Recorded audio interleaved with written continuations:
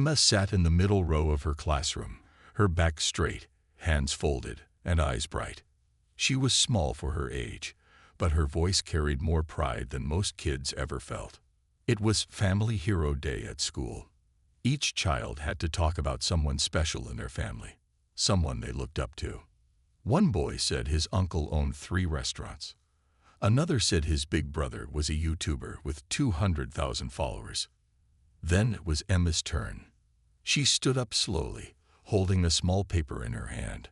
Her voice shook a little, but her heart was steady. "My dad," she said, "is a pilot." Some kids snickered. Emma went on. "He flew big planes. He even landed one during a storm. No lights, no help. He saved lives." Now, the laughter got louder. A girl named Mia rolled her eyes. "Your dad? I've seen your house. Pilots don't live like that." A boy leaned back and said, "Yeah, real pilots don't work at grocery stores." Even the teacher, Miss Lacey, gave a soft smile, the kind grown-ups use when they think you're making up stories. Emma sat back down quietly. Her cheeks burned red, but she didn't cry. She looked down at her notebook, where she had drawn a little plane and written the words, "Flight 217. He did it." No one asked what it meant. That night, Emma sat on the floor of their small living room. Her dad was reading the newspaper, glasses low on his nose. He looked tired. He always looked tired these days. "Dad," she asked. He looked up. "Yeah, Bug. Why don't you ever talk about flying?" Her dad paused. He folded the newspaper slowly and set it down. "Because that part of my life is done," he said quietly. "But it was real, right? You flew big planes." He smiled gently. "I did, a long time ago." Emma nodded. She didn't ask more, but her eyes wandered to the corner shelf. On it sat a dusty wooden box. No one touched it anymore. When her dad went to bed, Emma tiptoed over. She opened the box carefully. Inside were old medals, a folded flag, and a photo of a younger version of her father, standing in front of a giant aircraft. The words on the photo said, "Captain Daniel Cole, mission complete, 1998. The next morning at school, the principal came into the classroom with a smile. "Good news, everyone. We're visiting the city airport next Friday. You'll get to see how planes work, and maybe even talk to real pilots." The whole class cheered. Emma smiled wide. This was her chance. Maybe, if her dad came, everyone would finally believe her. But Maya leaned over and whispered loud enough for others to hear, "Yeah, let's see if Emma's pilot dad even knows how to open a plane door." Kids laughed again. Miss Lacey tried to calm them down, but she didn't say Emma was telling the truth. She just said, "Let's all be kind now." Emma didn't speak. She just stared out the window, her hand clutching the strap of her backpack. The week passed slowly. Each night, Emma asked her dad if he could come to the airport trip. Each time, he said the same thing. "I'm not sure, Bug. It's not my world anymore." But on Thursday night, he came home early. His hands were covered in grease from the grocery store's back room. He was fixing something again. He looked at Emma and said, "What time does your trip start?" Emma's eyes lit up. 8:30, she said. He nodded. "All right. Maybe I'll stop by." Friday morning arrived with gray clouds in the sky and a strange wind in the air. As the school bus rolled toward the airport, Emma looked out the window. She didn't care about the weather. She only wondered if her dad would really show up. In the back of the bus, kids were laughing, talking about how they wanted to be pilots or how they'd take selfies inside the cockpit. Mia said loudly, "Maybe Emma's dad will land a plane today."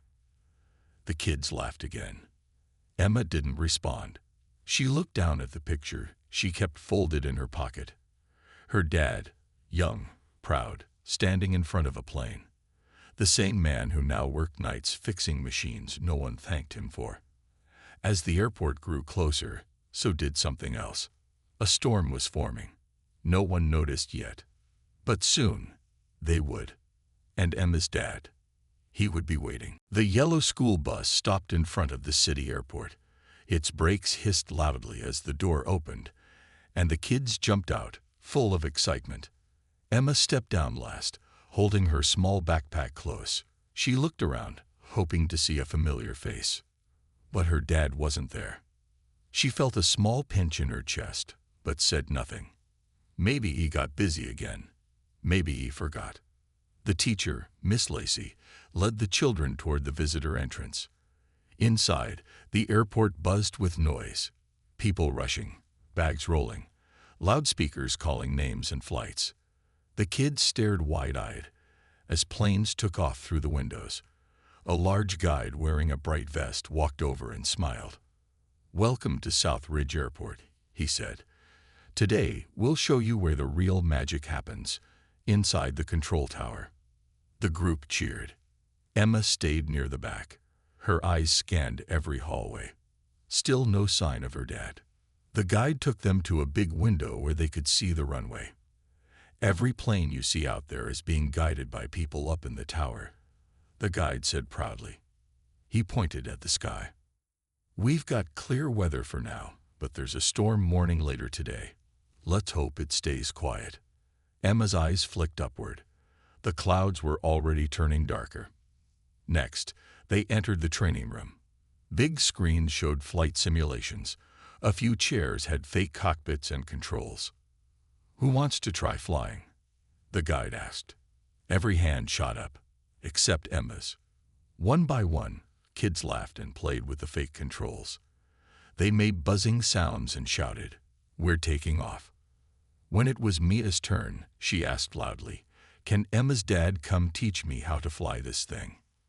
The room burst into laughter again. Miss Lacey smiled awkwardly but said nothing. Emma felt a lump form in her throat.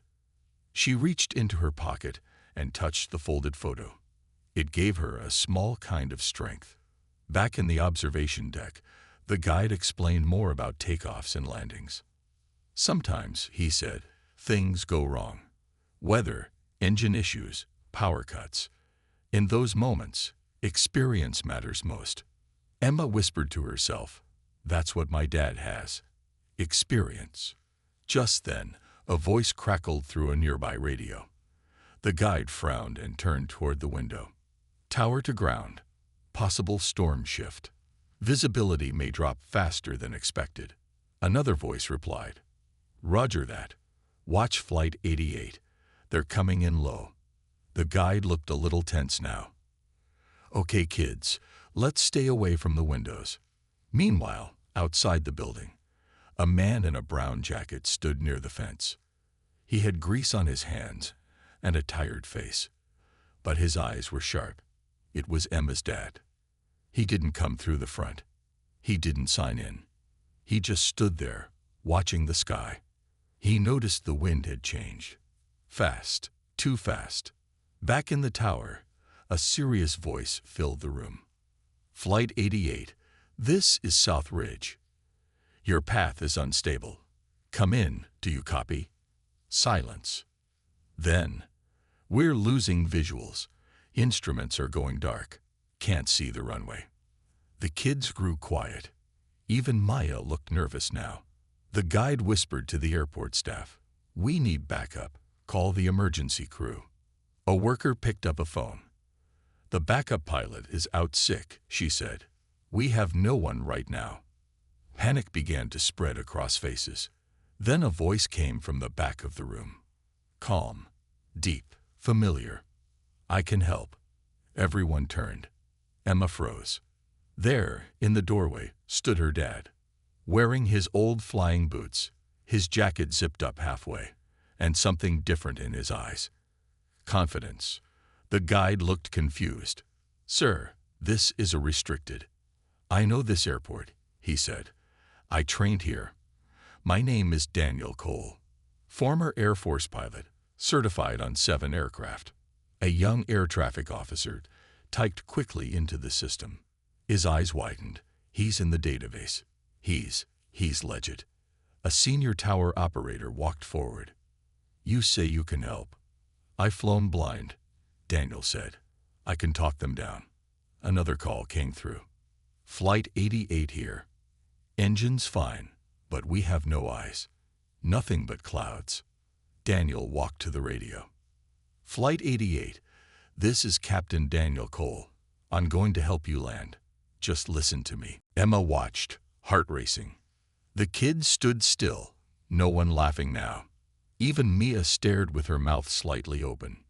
Emma's hands shook.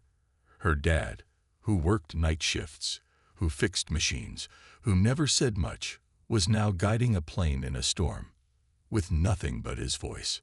Left by 2 degrees. "Drop altitude slowly," Daniel said. "Calm as ever. Don't rush it. Trust me," the pilot replied. "Copy that, Captain." A few of the officers in the tower looked at each other. Respect now replaced doubt. Outside, wind howled louder. But inside the tower, it was silent. Everyone listened. Daniel continued to guide them. Emma's heart swelled. The photo in her pocket wasn't just a memory now. It was proof. Proof that heroes don't always wear new clothes. Sometimes they carry bags of groceries. Sometimes they come in quietly, just when the world needs them. And this time, the world needed her dad. The clouds outside the airport turned darker. Heavy, angry. Wind slammed against the windows like fists. People inside began to notice. Rain started falling, not slow drops, but thick, fast sheets that blurred everything outside. The runway lights flickered once, then again. Inside the control tower, the air felt tight. Even the machines seemed to grow quiet. Captain Daniel Cole, Emma's dad, stood in front of the radio, his voice steady and calm.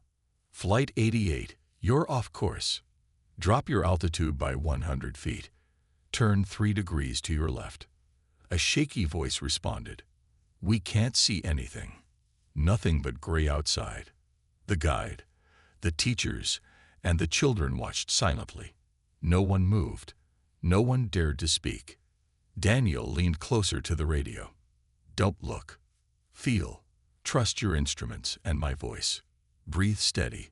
Far above, Flight 88 flew blind. The storm had swallowed the plane. Winds pushed it from side to side like a toy. Inside, passengers cried, prayed, or sat frozen in silence. The co-pilot looked pale. "We should turn around." "No," said the captain. "That voice on the radio. He sounds like he's done this before." Back on the ground, the young officer who checked Daniel's name turned to the tower supervisor. "Sir, I just read his file. Captain Daniel Cole landed a military C-130 in Afghanistan during a blackout. Sandstorm, no radar, no tower, just a broken compass." The supervisor's eyes widened. "And we were about to tell him to leave." Emma stood behind the glass, her eyes fixed on her dad. She wasn't scared anymore. She was in awe. This wasn't just the quiet man who packed her lunch and folded laundry. This was someone else, a warrior in calm skin. The storm outside howled louder.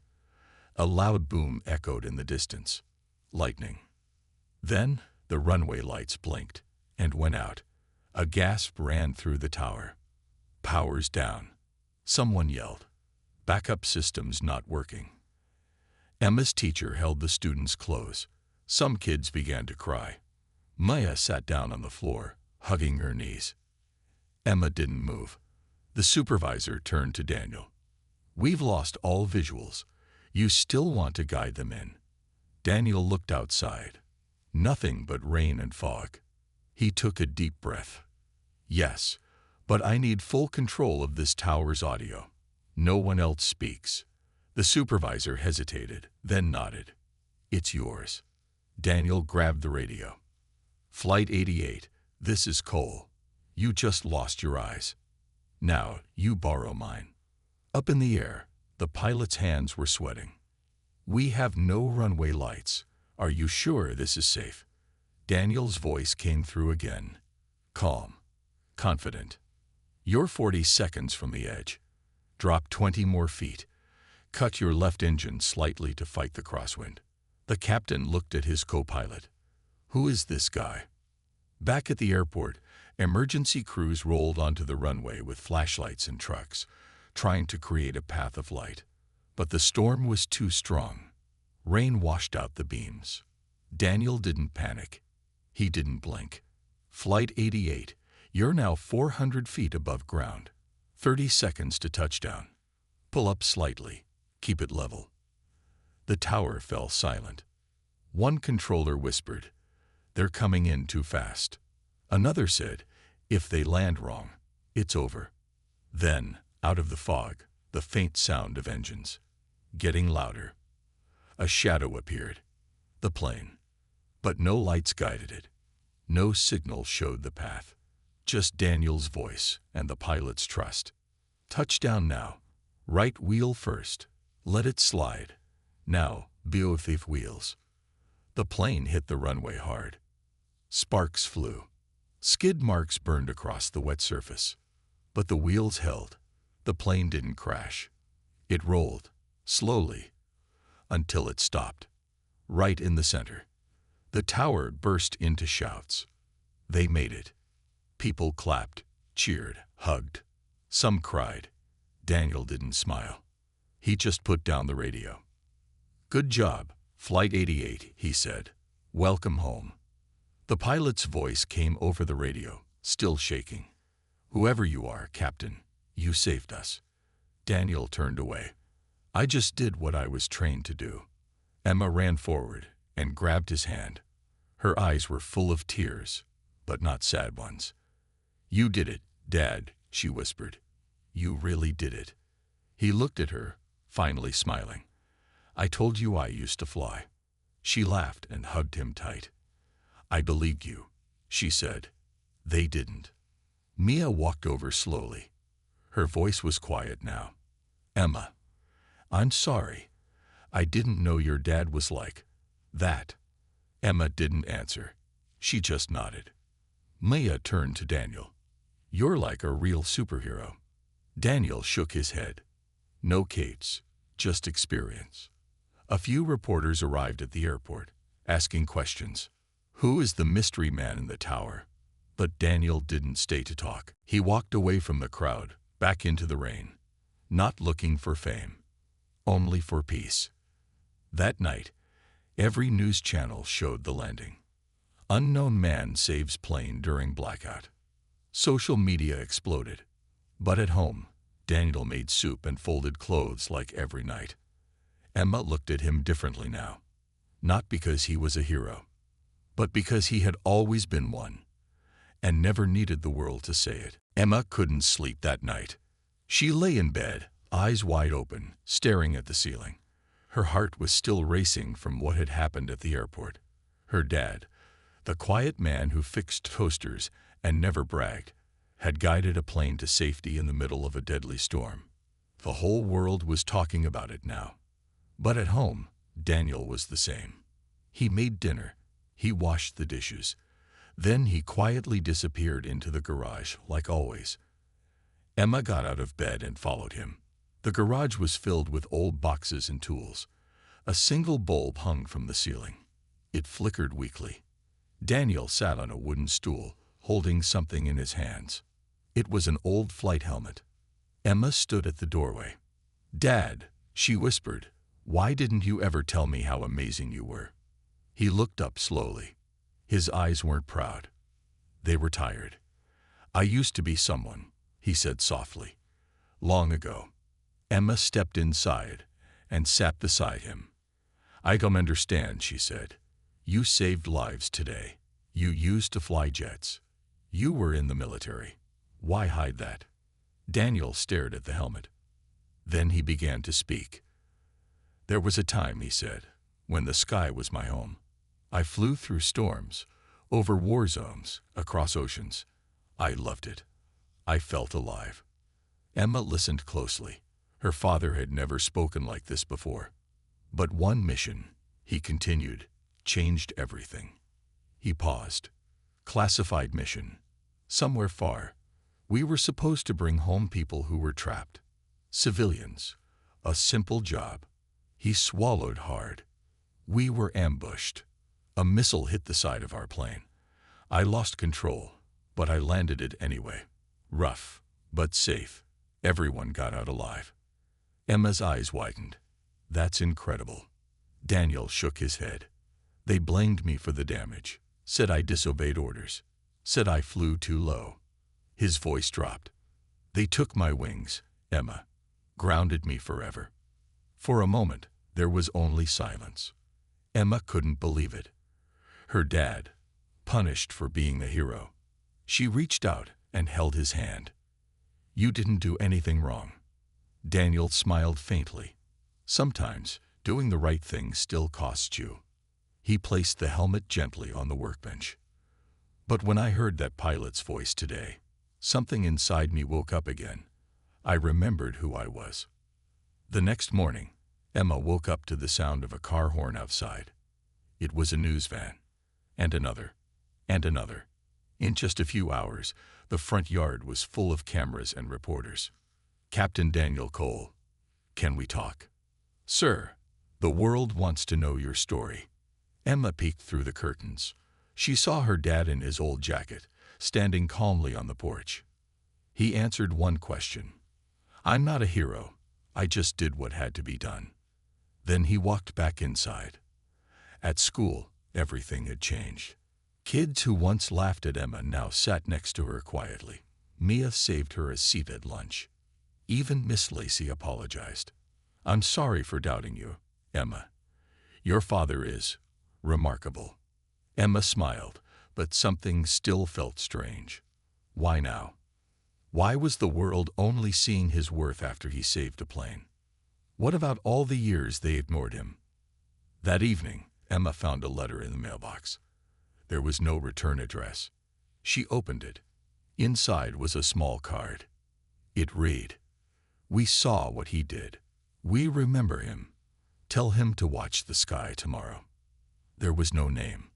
No clue who sent it. She ran to her dad and showed him. He stared at the card for a long time.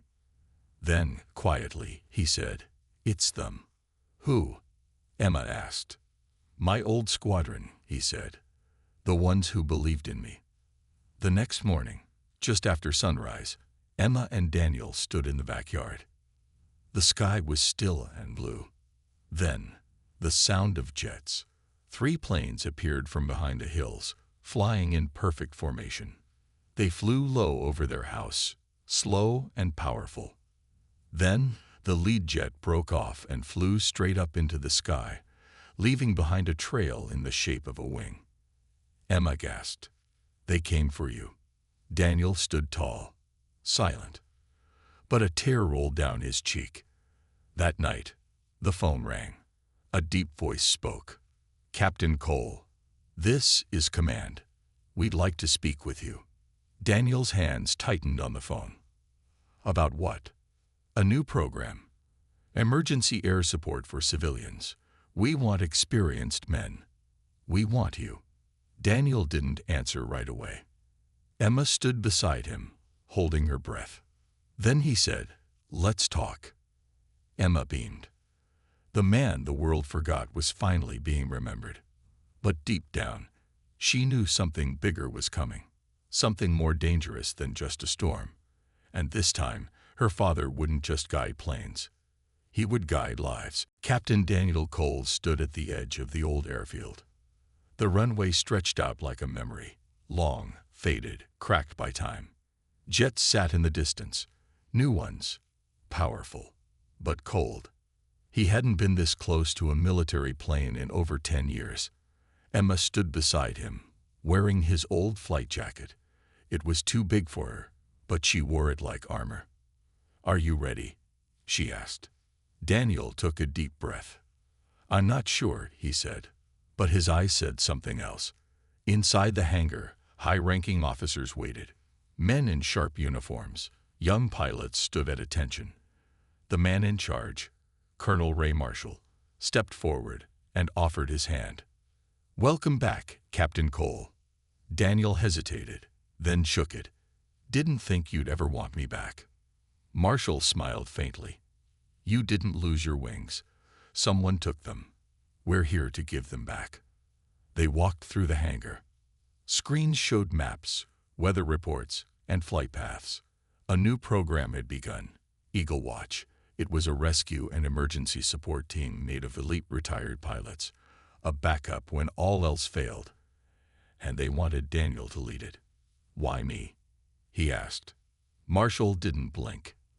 Because the world just saw you do the impossible, and you did it with one radio, no radar, and a broken tower. Daniel looked down at his hands. These hands used to fly. Then let them fly again, Marshall said. That night, Daniel and Emma sat on the hood of their car, watching the sunset. The orange sky reminded him of missions long ago, some with joy, others with pain. Emma leaned her head on his shoulder. Do you want to go back? He didn't answer right away. I want to feel useful again, he said. Not just to you, to the world. Emma smiled softly. You were always useful, Dad. They just forgot. The next day, training began. Not the kind of training for rookies, but refreshers. Fast, brutal, real. Simulators, mental tests, flight trials. Most of the new recruits were younger. They looked at Daniel with curiosity, maybe even doubt. But the moment he stepped into the simulator, everything changed. He controlled the virtual jet with calm fingers. His decisions were fast, clean, clear. In 8 minutes, he completed a test that usually took 15. The instructor just stared. Word spread. The old man still has it. But not everyone was happy. One pilot, Captain Hayes, watched Daniel closely, jealousy in his eyes. He's rusty, Hayes whispered. Just got lucky during that airport storm. Daniel didn't respond. He didn't need to. He'd heard it all before. One afternoon, while reviewing weather patterns, Daniel spotted something strange. A training mission was scheduled near a storm zone. He raised his hand. That's not a light rain. That's a rotating system. It could turn into a cyclone. The younger officers didn't believe him. But the storm hit harder than expected. A trainee plane went missing. Radio silence.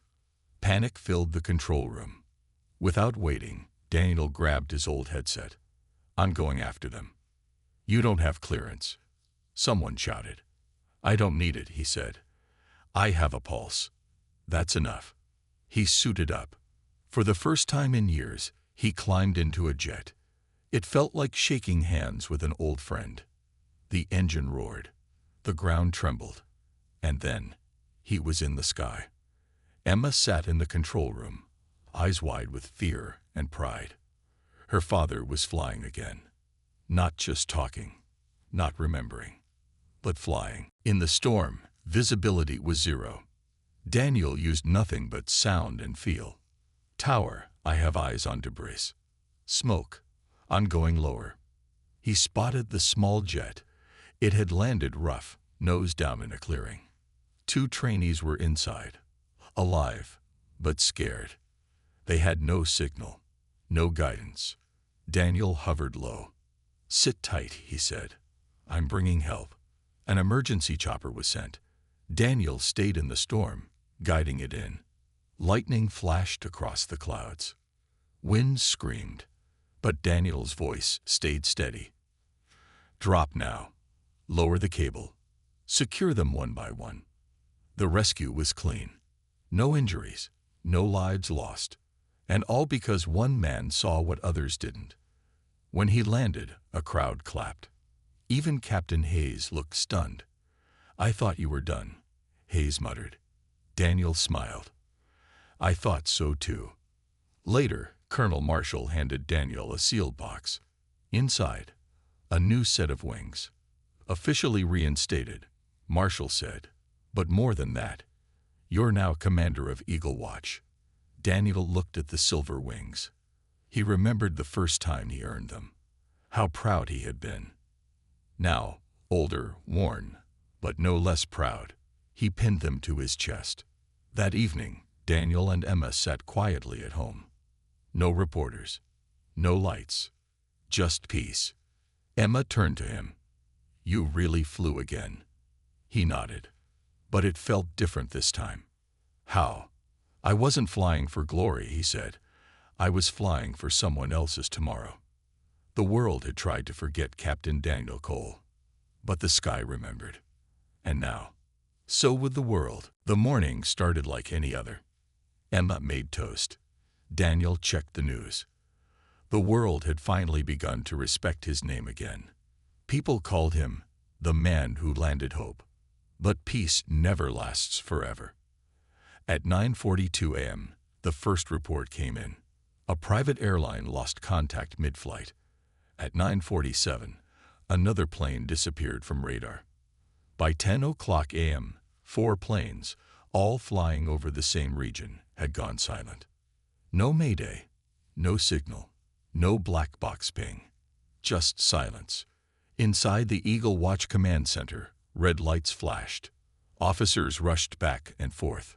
Phones rang nonstop. Colonel Marshall stood still, face pale. This isn't normal, he said. Daniel walked in, calm but alert. What do we know? Nothing, Marshall replied. That's the problem. It's like a black hole swallowed them. Daniel looked at the map. All 4 planes vanished over the same stretch of ocean. A no-fly zone during storms. But today, the sky was clear. Too clear. Emma arrived at the base later, holding a tablet. I found something weird, she told Daniel. He raised an eyebrow. Emma pulled up satellite footage. There was a flash, she said, pointing to the screen. Not lightning. Like an energy pulse, right before the first plane vanished. Daniel leaned closer. Then he whispered, EMP. What's that? Emma asked. Electromagnetic pulse, he replied. It can shut down all electronics in seconds. Planes, radios, engines, everything. Who would do that? Daniel's eyes hardened. Someone who wants to send a message. Colonel Marshall gathered the team. 5 aircraft missing. No contact. No survivors found. We need answers. Fast.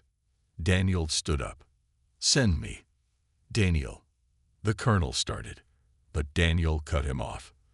They'll keep vanishing unless someone flies straight into that zone. You could disappear too. Daniel nodded. Then I disappear trying to save others. Better than waiting for the next one to fall. 2 hours later, Daniel was ready. He wore his old helmet, the one Emma had found in the garage. Emma walked beside him to the hangar. You're really going into the dark again? She asked. Daniel smiled faintly. I've lived in the dark for years, kiddo. This time, I'm flying through it. Emma didn't speak. She just hugged him tightly. Come back, she whispered. I'll try, he said. The jet roared to life. Daniel flew alone, carrying emergency supplies and special signal equipment. He crossed the ocean quietly, his eyes on the horizon. The sky was too still. No birds, no clouds, no wind. Then, the flicker came. All screens blinked. The radio hissed. Eagle Watch, do you copy? Silence. More static. Then, everything went dead. Inside the control center, the radar screen went black. He's gone, someone whispered. Emma stood frozen. No, she said. He's still out there.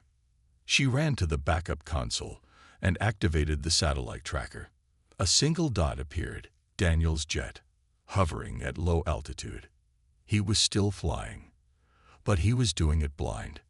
Inside the jet, Daniel used his instincts. No instruments, no GPS, just years of experience and muscle memory. Then he saw it. A large shadow on the water, too smooth, too shaped. Not an island, a structure. He flew lower. And there it was, a hidden platform. Gray, camouflage, surrounded by strange antennae. A secret base. Daniel turned on his emergency recorder. Base spotted. Coordinates logged. Possible source of EMP. requesting backup. Suddenly, a blinding light filled the cockpit. A second pulse hit. The engine sputtered. The jet dropped. Daniel grabbed the manual controls. "Not yet," he whispered. "Not like this." He pulled up. Wings shook. Sparks flew. Then, a crash. Hours passed. Back at the base, no contact. The screen still showed nothing. Emma refused to leave the room. "He's alive," she said again and again. Colonel Marshall placed a hand on her shoulder. "You're strong like him," he said quietly. Then the radio crackled. "Come in, anyone." Emma gasped. "Dad. Base found. Plane down. But I'm here." Cheers filled the room. He was alive. The next morning, a rescue drone found Daniel near the wreckage. He had walked miles across the hidden platform, recorded everything, and sent a low-frequency signal from a broken satellite dish. He had no food, no water, but he carried a small bag. Inside, the flight recorders of the missing planes. He had found them. All four. The world went silent for one day, but Daniel made it speak again. With truth, with bravery, with the voice of a man who refused to let the skies stay dark. 3 weeks passed. Captain Daniel Cole sat on a hospital bed, his arm in a sling, bandages still fresh.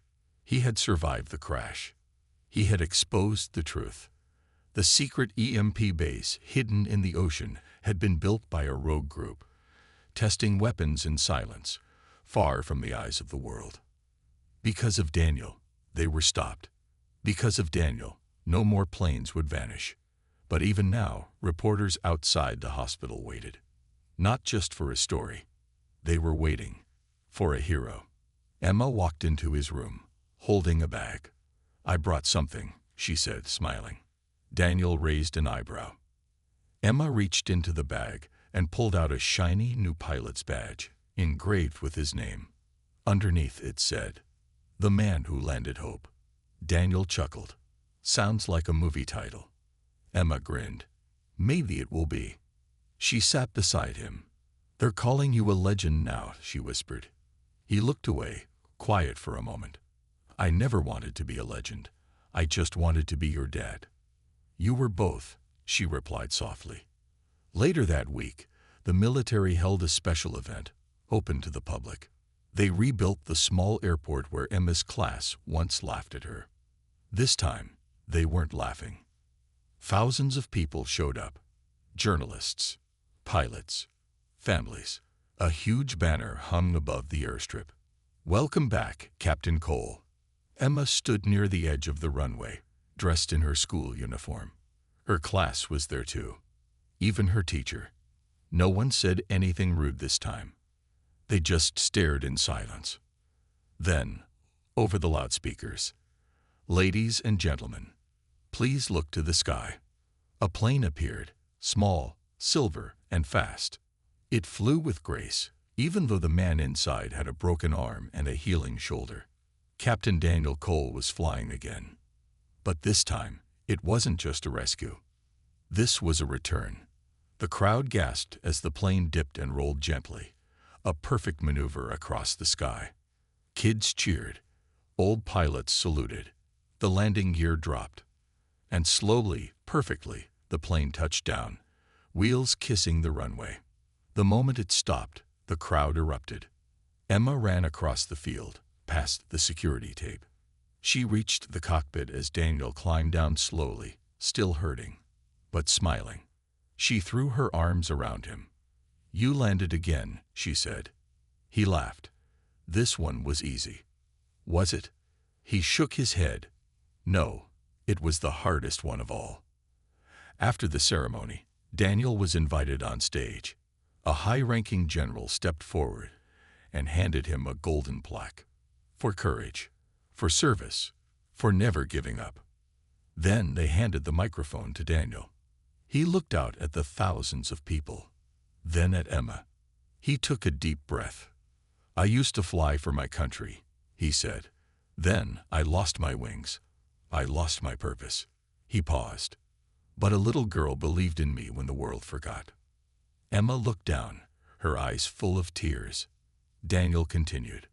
She reminded me that being a hero doesn't start in the sky. It starts at home, in the hearts of those who believe in us when we've stopped believing in ourselves. The crowd was silent, moved. "I'm just a man," he said softly. But I flew again because someone refused to let my story end. After the speech, people lined up to shake his hand. Kids asked for pictures. A young girl walked up and asked, "Can girls become pilots too?" Daniel smiled wide. "They make the best ones." Emma watched it all. And for the first time in years, her heart felt full. Not just because her father had returned, but because now, the world saw what she had always seen. That night, Emma and Daniel sat on the roof of their house. Stars filled the sky. A soft breeze touched their faces. Emma looked up.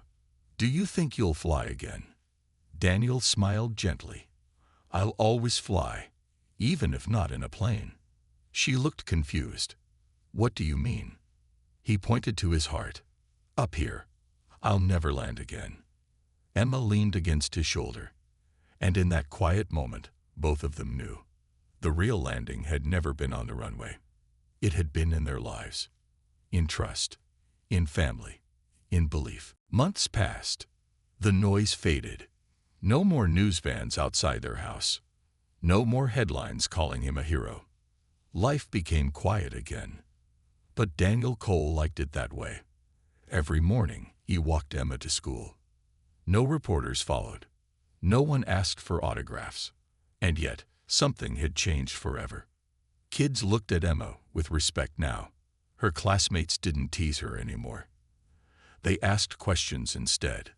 "What was it like when your dad saved those pilots? Did you really see him fly?" Emma always smiled, but her answer was always the same. "You should ask him yourself." Daniel didn't return to the military full-time. His body was still healing. But his heart was stronger than ever. Instead of flying missions, he started visiting schools. He told stories, not of war, but of courage, failure, and belief. He showed old photos. He brought his flight helmet. And most of all, he brought a message. No one is ever too broken to fly again. One day, Emma found Daniel sitting at the kitchen table, writing something. "What are you working on?" she asked. He smiled and showed her the cover of a notebook. It said, "Wings Without a Plane." "It's a book," he said, "for people like me, who thought their time was over." Emma sat beside him. "I think it's perfect," she whispered. Soon, publishers noticed. The book spread. Veterans read it. Pilots read it. Even teenagers who had never flown in a plane read it. It wasn't a story about airplanes. It was a story about second chances. And across the country, people started using the new phrase, "Pull a Daniel." It meant, try it again, even when the world says you're finished. But even heroes need peace. One Saturday morning, Daniel and Emma drove far into the countryside. They stopped beside an open field where the wind was soft and the sky was wide. Emma looked around. "Why are we here?" Daniel opened the trunk of the car and pulled out blueprints. "I bought this land," he said. Emma's eyes widened. "Why?" He smiled. "We're building something, not just for planes, for dreams." Months later, the Cole Flight Academy opened its gates. A small runway, 2 hangars, a quiet classroom. No military rules, no big speeches, just one goal: to teach anyone with the will to fly, no matter their age, past, or story. Some students had failed flight school. Others had never tried. A few were older, with gray hair and shaky hands. But Daniel welcomed them all. One by one, he taught them, not just how to fly, but why to fly. Emma helped run the academy. She answered calls, handed out books, and helped nervous students into cockpits. Sometimes she'd whisper, "He believes in you, so do I." And every time, A student landed for the first time. Daniel would meet them on the runway. Same smile, same quiet nod. He didn't need to say much. His eyes said everything. You're flying now, just like I did. Years passed. The academy grew. People came from all over the world to learn, to heal, to believe again. And every time someone asked, who started all this, Emma would point to an old photo on the wall. A man in a flight suit, gray in his hair, pride in his eyes. Captain Daniel Cole. On Daniel's last flight, Emma sat beside him in the co-pilot's seat. She was grown now, older, stronger. She'd learned from the best. You ready? Daniel asked, smiling. Emma nodded. Let's make this one special. And they took off, father and daughter, side by side, into the sky where it all began. They flew over the school, the airfield, the town where no one had believed, and finally, over their own academy. Hundreds of students looked up, waving. Some had tears in their eyes, because they weren't just watching a plane. They were watching a story of falling, of rising, of flying again.